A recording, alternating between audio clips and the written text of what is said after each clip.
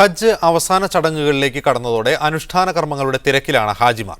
സായിയ്, മുടിമുറിക്കൽ, ബലിയെറുക്കൽ, കഅബയെ പ്രദക്ഷിണം വയ്ക്കൽ തുടങ്ങിയ കർമ്മങ്ങളിലാണ് ഇപ്പോൾ ഹാജിമാർ. പിശാചിനെ ഓടിക്കാനായി വലിയ ജംറയിൽ കല്ലേറും നടന്നു. അടുത്ത 3 ദിവസങ്ങളിലും ജംറകളിൽ പ്രതീകാത്മകമായി പിശാചിനെ ഹാജിമാർ കല്ലെറിയും. 3 ദിവസവും മിനയിലാണ് ഹാജിമാർ രാത്രി തങ്ങുക. വിവരങ്ങളുമായി ഞങ്ങളുടെ പ്രതിനിധി റബീഹ് മുഹമ്മദ് ചേരുന്നു. റബീഹ്, ഇപ്പോൾ ഹാജിമാർ എവിടെയാണുള്ളത്? നാളെ എന്തൊക്കെ ചടങ്ങുകളാണ് നടക്കുന്നത്?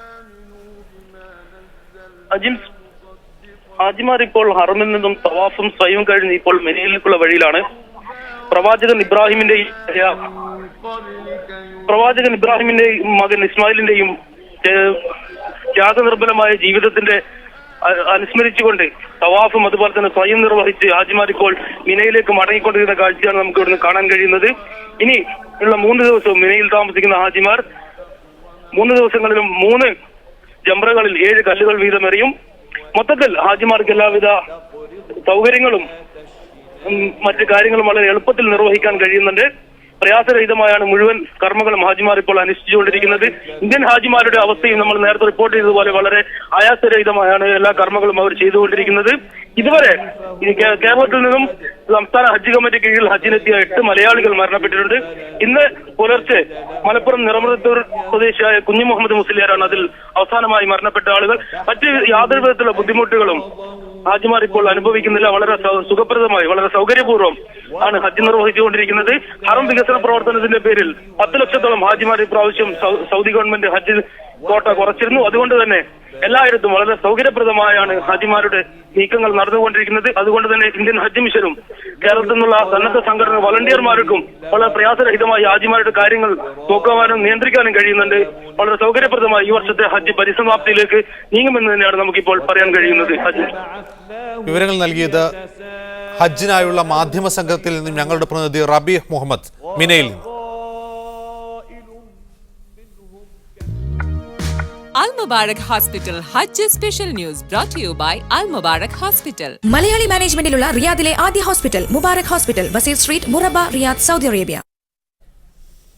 ഇനി ഇന്നത്തെ സ്വർണ്ണവില. ഇന്നത്തെ സ്വർണ്ണവില ജനങ്ങൾക്കു വേണ്ടി ബോബിയൻ Maradona.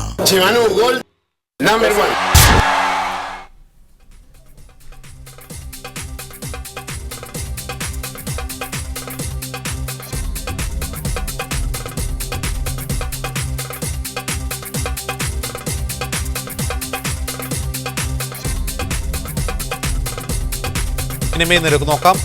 Saudi riyal 16.49, UAE dirham 16.84, Bahrain dinar 164.02, Qatar riyal 16.98, Kuwait dinar 218.31, Oman riyal 160.61. Microdigit exchange rate brought to you by Microdigit. Microdigit. Hold your world. തെരഞ്ഞെടുപ്പിന് കേളികൊട്ട്.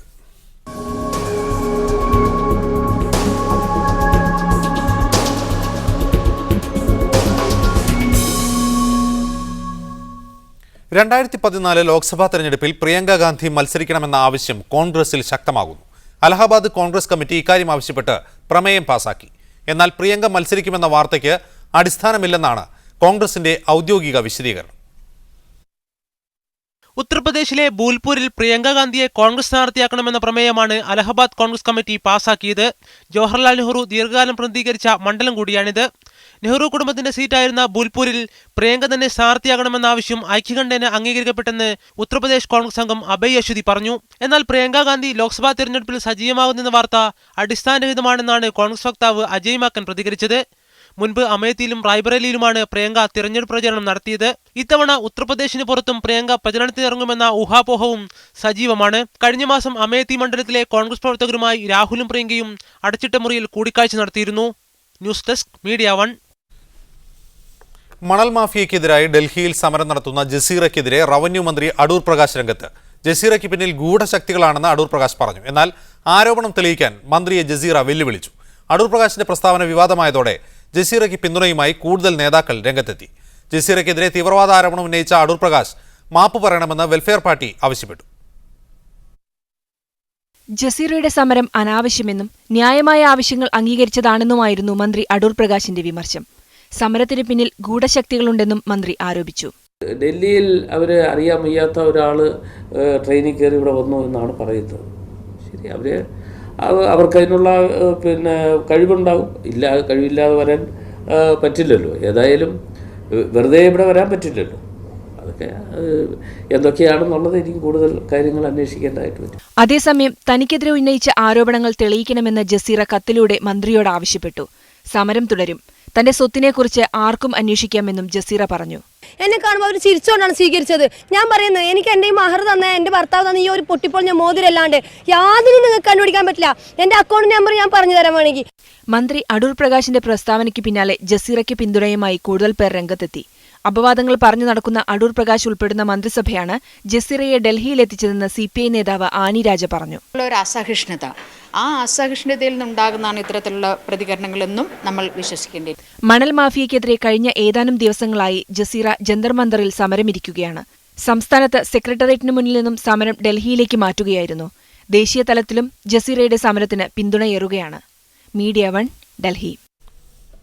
ഇത്തവണത്തെ ഗോവ അന്താരാഷ്ട്ര ചലച്ചിത്രമേളയിലെ ഇന്ത്യൻ പനോരമ വിഭാഗത്തിലേക്ക് 6 ഫീച്ചർ ചിത്രങ്ങളടക്കം 9 മലയാള ചലച്ചിത്രങ്ങൾ തിരഞ്ഞെടുക്കപ്പെട്ടു. KR മനോജ് സംവിധാനം ചെയ്ത കന്യക ടാക്കീസാണ് ഇന്ത്യൻ പനോരമയുടെ ഉദ്ഘാടന ചിത്രം. പനോരമയിൽ ഏറ്റവും അധികം ചിത്രങ്ങളുള്ളത് മലയാളത്തിൽ നിന്നാണ്.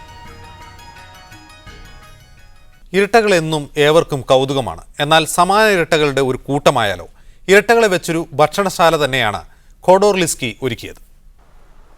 ട്വിൻ സ്റ്റാർസ് റെസ്റ്റോറന്റിലെത്തുന്നവർ ആദ്യമൊന്ന് അമ്പരക്കും. ഏതോ മായാലോകത്തെത്തിയതുപോലെയാണ് ഭക്ഷണശാലയിലെത്തുന്നവർക്ക് തോന്നുക. സ്വീകരിക്കുന്നത് മുതൽ ബില്ല് നൽകുന്നതുവരെയുള്ള ഓരോ ഘട്ടത്തിലും സന്ദർശകന് മുന്നിലെത്തുന്നത് ഇരട്ടകളായിരിക്കും. അതും സമാന രൂപമുള്ള ഇരട്ടകൾ. എന്നാൽ ഇതൊരു അപൂർവവും മറക്കാനാകാത്തതുമായ അനുഭവമാണെന്നാണ് സന്ദർശകരുടെ അഭിപ്രായം. എന്നാൽ ഇതെന്റെ ആഗ്രഹമായിരുന്നു എന്നാണ് ഉടമയായ ഖോഡോർലിസ്കി പറയുന്നത്. 1960-ലിറങ്ങിയ കിങ്ഡം ഓഫ് ക്രൂക്കഡ് മിറേഴ്സ് എന്ന ചലച്ചിത്രത്തിലെ കണ്ണാടിമുറിയിലെത്തുന്ന കഥാപാത്രമാണ് ഖോഡോർലിസ്കിക്ക് ട്വിൻ സ്റ്റാർസ് എന്ന ആഗ്രഹമുണ്ടാക്കിയത്. ആഗ്രഹം സാധിക്കുകയും ചെയ്തു. റഷ്യൻ തലസ്ഥാനമായ മോസ്കോയിലാണ് ട്വിൻ സ്റ്റാർസ് ആരംഭിച്ചത്. News desk, media 1. 2014-15 നടക്കുന്ന ഗൾഫ് കപ്പ് ഫുട്ബോൾ ടൂർണമെന്റിൽ നിന്ന് ഇറാഖ് തങ്ങളുടെ ദേശീയ ടീമിനെ പിൻവലിച്ചു. ടൂർണമെന്റ് ഇറാഖിലെ ബസ്രയിൽ നിന്ന് സൗദി അറേബ്യയിലേക്ക് മാറ്റാനുള്ള GCCയുടെ തീരുമാനത്തിൽ പ്രതിഷേധിച്ചാണ് പിന്മാറ്റം. 6 അംഗ GCC രാജ്യങ്ങളെ കൂടാതെ യമനും ഇറാഖുമാണ് ടൂർണമെന്റിൽ പങ്കെടുക്കുന്നത്. GCC ഫുട്ബോൾ അസോസിയേഷൻ നേതൃത്വം കഴിഞ്ഞയാഴ്ചയാണ് വേദി ഇറാഖിലെ ബസ്രയിൽ നിന്ന് സൗദി അറേബ്യയിലെ ജിദ്ദയിലേക്ക് മാറ്റാൻ തീരുമാനിച്ചത്. പശ്ചാത്തല സൗകര്യങ്ങൾ പൂർത്തിയാകാത്തതും സുരക്ഷാ ആശങ്ക മുൻനിർത്തി ഇറാഖിൽ ടൂർണമെന്റ് നടത്തുന്നത് ഫിഫ വിലക്കിയതും ചൂണ്ടിക്കാട്ടിയാണ് വേദി മാറ്റാൻ തീരുമാനിച്ചത്. 2013-ലെ ടൂർണമെന്റും ഇറാഖിൽ നടത്താനായിരുന്നു നേരത്തെ നിശ്ചയിച്ചിരുന്നത്. പിന്നീട് ഇത് ബഹ്റൈനിലേക്ക് മാറ്റുകയായിരുന്നു. 2ാം വട്ടവും ആതിഥേയത്വം നിരസിച്ചതാണ് ഇറാഖിനെ പ്രകോപിപ്പിച്ചത്. തീരുമാനം രാഷ്ട്രീയ പ്രേരിതമാണെന്ന് ഇറാഖ് സ്പോർട്സ് യുവജനകാര്യ മന്ത്രാലയം ആരോപിച്ചു. أنا أعتقد أنه العراق بإمكانياته بالبوتنشل مالته العالي لا قادر على استضافة هذه البطولة حتى لو كان فيها 12 دولة مو 6 دول. ഇറാഖിലെ ജനതയോടുള്ള മുൻവിധി നിറഞ്ഞ സമീപനത്തിന്റെ ഭാഗമാണ് തീരുമാനമെന്ന് ഇറാഖ് പ്രധാനമന്ത്രി നൂരി അൽ മാലിക്കിയും പറഞ്ഞു. ഇറാഖിലെ സ്ഥിതിഗതികൾ മെച്ചപ്പെടുത്താനുള്ള ശ്രമങ്ങൾക്കുള്ള തിരിച്ചടിയാണിതെന്നും മാലിക്കി പ്രതികരിച്ചു. പുതിയ വിലക്ക് ഇറാഖും സൗദി അറേബ്യയും തമ്മിലുള്ള രാഷ്ട്രീയ വടംവലിയുടെ ഭാഗമാണെന്നാണ് ആരോപിക്കപ്പെടുന്നത്. ഇറാഖിന് മതിയായ പശ്ചാത്തല സൗകര്യമുണ്ടെന്നും ഇതിലും മോശം പശ്ചാത്തല സൗകര്യങ്ങളുള്ള ഒമാനിൽ മത്സരം നടന്നിട്ടുണ്ടെന്നും ഇറാഖ് ആരോപിക്കുന്നു. News desk, media 1. വെസ്റ്റ് ഇൻഡീസിനെതിരായ ഏകദിന പരമ്പരയിലെ ആദ്യ മത്സരത്തിന് കൊച്ചി കലൂർ ജവഹർലാൽ നെഹ്റു അന്താരാഷ്ട്ര സ്റ്റേഡിയം വേദിയാകും. ഈ വർഷം 2ാമത്തെ തവണയാണ് അന്താരാഷ്ട്ര ഏകദിന മത്സരത്തിന് കൊച്ചി വേദിയാകുന്നത്. സച്ചിന്റെ വിടവാങ്ങൽ വേദി സംബന്ധിച്ചും BCCI തീരുമാനമെടുത്തു. പ്രതീക്ഷിക്കപ്പെട്ടതുപോലെ മുംബൈ വാങ്കഡെ സ്റ്റേഡിയത്തിലായിരിക്കും സച്ചിന്റെ 200ാം ടെസ്റ്റ്. യൂറോപ്പ്, തെക്കേ അമേരിക്ക, കോൺകാഫ് മേഖലകളിൽ നിന്ന് ലോകകപ്പിന് നേരിട്ട് യോഗ്യത നേടുന്ന രാജ്യങ്ങളുടെ അന്തിമ ചിത്രം ഇന്ന് വ്യക്തമാകും. യോഗ്യതാ റൗണ്ടിലെ 34 മത്സരങ്ങളാണ് ഇന്ന് നടക്കുക. കരുത്തരായ ഇംഗ്ലണ്ടിനും സ്പെയിനിനും പോർച്ചുഗലിനും ഫ്രാൻസിനും ഇന്ന് നിർണായക മത്സരമാണ്. ലാറ്റിൻ അമേരിക്കയിൽ മെക്സിക്കോയ്ക്കും ഉറുഗ്വേയ്ക്കുമാണ് ഇന്ന് ജീവൻ മരണക്കളി.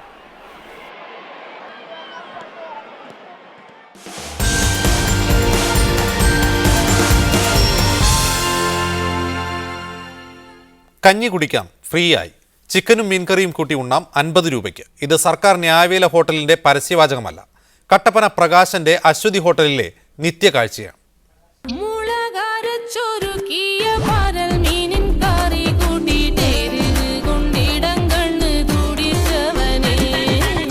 കട്ടപ്പന പഴയ ബസ് സ്റ്റാൻഡിനടുത്തുള്ള ഈ അശ്വതി ഹോട്ടലിൽ എപ്പോഴും തിരക്കാണ്. ഹൈറേഞ്ചിലെ കർഷകരുടെയും സാധാരണക്കാരുടെയും ഭക്ഷണമായ പഴങ്കഞ്ഞിയും കപ്പയുമാണ് ഇവിടുത്തെ ബ്രേക്ക്ഫാസ്റ്റ്. ഇതിൽ പഴങ്കഞ്ഞി സൗജന്യമായി ലഭിക്കും. ഉച്ചയ്ക്ക് കോഴിക്കറിയും മീൻകറിയും കൂട്ടി ഊണ് കഴിക്കാൻ 50 രൂപയേ ആകൂ. മറ്റു ഹോട്ടലുകളിൽ കോഴിക്കറിയും കൂട്ടി ചോറുണ്ണാൻ 120 രൂപ ആകുന്നിടത്താണ് 50 രൂപയ്ക്ക് ഇവ രണ്ടും പ്രകാശൻ നൽകുന്നത്. ഇത് എങ്ങനെ സാധിക്കുന്നു എന്ന ചോദ്യത്തിന് പ്രകാശന്റെ ഉത്തരം ഇങ്ങനെയാണ്. നമ്മളിപ്പോൾ നോക്കുമ്പോൾ സാധാരണ ഒരു കടയിൽ കൊടുക്കുന്നതിൽ മാറ്റപ്പെടുത്തിയാണ് ഞാൻ കൊടുക്കുന്നത്. കൊടുക്കുന്നതെന്ന് പറഞ്ഞാൽ ഞാൻ തന്നെയാണ് പണി ചെയ്യുന്നത്. ആ ഒരു ഇതിലാണ് ഞാൻ അങ്ങനെ കൊടുക്കുന്നത്. പിന്നെ വരുന്നതെന്ന് പറഞ്ഞാൽ നമുക്ക് ഇന്ന് വരുന്ന ആൾ തന്നെയാണ് നാളെ വരുന്നത്. ഓട്ടോക്കാർ, വണ്ടിക്കാർ, എല്ലാ ഇത് പണിക്കാരായിട്ടും അവർക്കെല്ലാം ഈ കപ്പയും കഞ്ഞിയും കൂട്ടി. വിറകടുപ്പിലാണ് ഇവിടെ പാചകം. മറ്റു സ്ഥാപനങ്ങളിലെ പോലെ താൽക്കാലിക ജീവനക്കാരല്ല ഇവിടെ. ജോലിക്കാരെല്ലാം പ്രകാശിന് സ്വന്തം. ഭാര്യയും മകനും മകളും അളിയനുമെല്ലാം കുക്കും സപ്ലയറും ഒക്കെയാണ്. ഇവർക്കെല്ലാം പണ്ടേ തന്നെ പ്രകാശൻ കൺഫർമേഷൻ നൽകിയതുമാണ്. അതിനാൽ പണിയിട്ടിട്ട് പോകുമെന്ന പേടിയുമില്ല. നല്ലതിന് അംഗീകരിക്കാൻ അപ്രൈസൽ ഫോമും മനമയക്കുന്ന പരസ്യങ്ങളും എന്തിനെന്നാണ് നാട്ടുകാരും ചോദിക്കുന്നത്. ഏതായാലും നാട് കാണാൻ ഇടുക്കി കട്ടപ്പനയിലെത്തുമ്പോൾ ഓർക്കുക, കുറഞ്ഞ ചിലവിൽ വയറു നിറയെ ഭക്ഷണം തരാൻ പ്രകാശനും അശ്വതി ഹോട്ടലും ഇവിടെ റെഡിയാണ്. ബിജു തറയിൽ, media 1, Idukki. Be positive from Bright Light. വിരൽ തുമ്പിലെ സൂര്യൻ ബ്രൈറ്റ് ലൈറ്റ്. പ്രധാന വാർത്തകൾ ഒരിക്കൽ കൂടി. ഗൾഫ് നാടുകളിൽ ഇന്ന് ബലിപ്പെരുന്നാൾ. കേരളത്തിൽ നാളെ.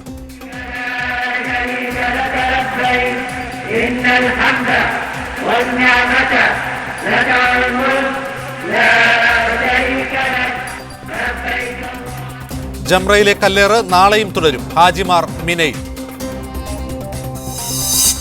മണൽ മാഫിയക്കെതിരായ ജസീറയുടെ സമരത്തിനെതിരെ റവന്യൂ മന്ത്രി. സമരത്തിന് പിന്നിൽ ഗൂഢശക്തികളുണ്ടെന്ന് മന്ത്രി അടൂർ പ്രകാശ്. ആരോപിച്ചാൽ പോരാ, തെളിയിക്കണമെന്ന് ജസീറ. ഇന്ത്യൻ പനോരമയിലേക്ക് 9 മലയാള ചിത്രങ്ങൾ. KR മനോജിന്റെ കന്യകാട്ട കേസ് ഉദ്ഘാടന ചിത്രം. ആർട്ടിസ്റ്റും കുഞ്ഞനന്ദന്റെ കടയും ഷട്ടറും പനോരമയിൽ. ഗൾഫ് കപ്പ് ഫുട്ബോൾ ടൂർണമെന്റിൽ നിന്ന് ഇറാഖ് തങ്ങളുടെ ദേശീയ ടീമിനെ പിൻവലിച്ചു. പിന്മാറ്റം ടൂർണമെന്റ് ഇറാഖിലെ ബസ്രയിൽ നിന്ന് സൗദി അറേബ്യയിലേക്ക് മാറ്റാനുള്ള GCCയുടെ തീരുമാനത്തിൽ പ്രതിഷേധിച്ചു. ഇന്ത്യ വിൻഡീസ് പരമ്പരയിലെ ആദ്യ ഏകദിനം കൊച്ചിയിൽ. സച്ചിന്റെ വിടവാങ്ങൽ ടെസ്റ്റിന് വാങ്കഡെ സ്റ്റേഡിയം വേദിയാകും. ഈ ബുള്ളറ്റിൻ പൂർണ്ണമാകുന്നു. കൂടുതൽ വാർത്തകൾക്കും വീഡിയോകൾക്കും media1tv.in സന്ദർശിക്കുക. ശുഭരാത്രി.